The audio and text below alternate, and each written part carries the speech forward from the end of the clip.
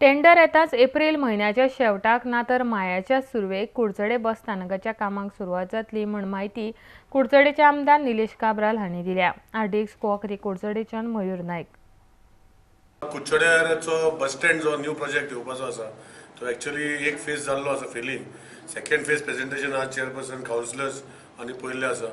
Rahul Deshpande architect आसा आनी आज तांणी एप्रूव केल्लो आसा।